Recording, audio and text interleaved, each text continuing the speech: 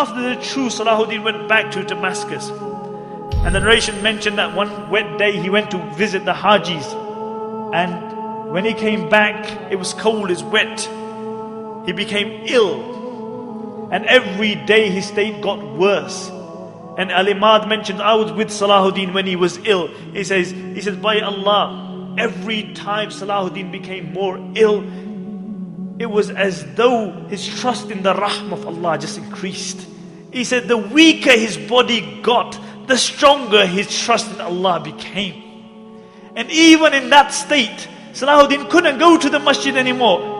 But he insisted on praying Salah with Jama'ah. And they would bring an Imam, they would help him up, and he would pray Salah in Jama'ah. On the 9th day, Salahuddin became unconscious. And Shaykh Jafar mentions that I was reciting the Quran by his bed, and when I reached the verses, Wallahu la ilaha illahu, alimul ghaybi wa shahada.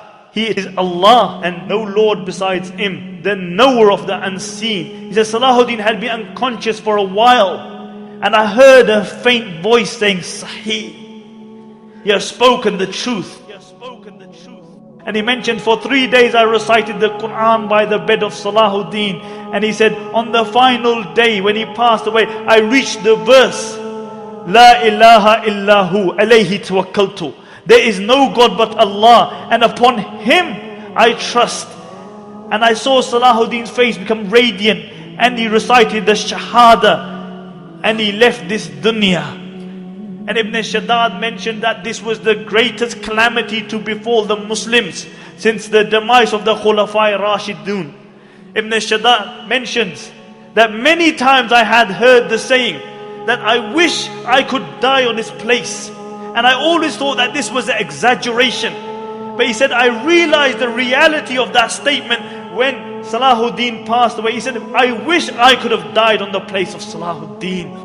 And Abdul Latif, the famous physician, says that he was mourned like a prophet because everybody loved him. The good loved him, the bad loved him, the Muslims loved him, the non-Muslims loved him. Everybody loved Salahuddin. And what did this king leave behind him?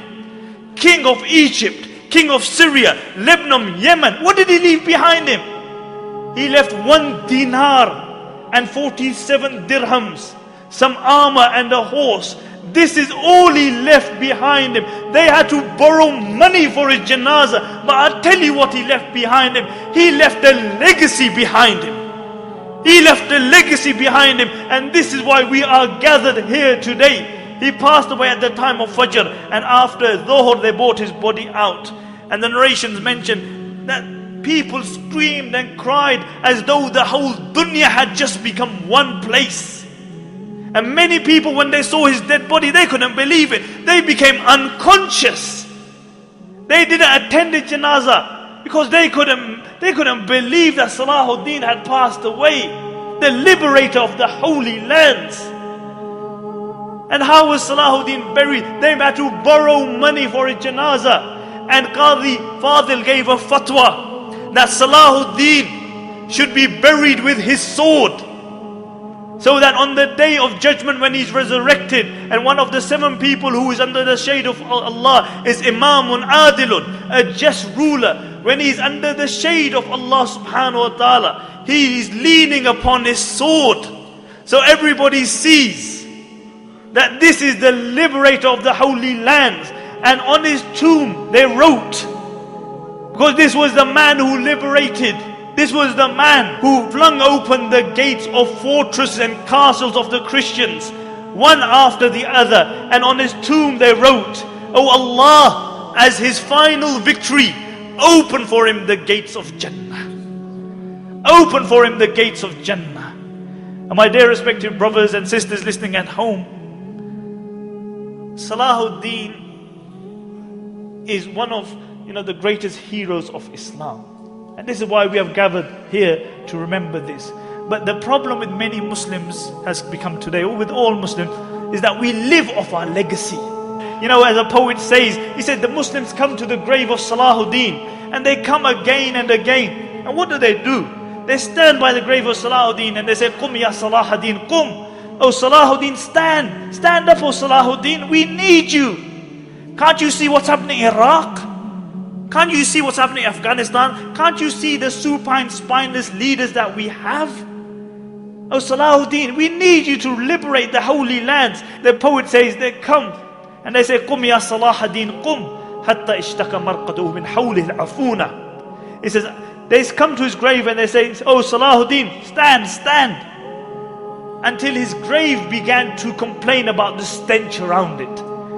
And the poet says, كَمْ مَرَّةً فِي الْعَامِ تُوقِذُونَهُ كَمْ مَرْعَةً عَلَى الْجِدَارِ الْجُبْنِ تَجْلِدُونَهُ أَيَطْلُبُ الْأَحْيَاءُ مِنْ أَمْوَاتِهِمْ مَعُونَةً. He said, how many times in the year are you going to wake Salahuddin up?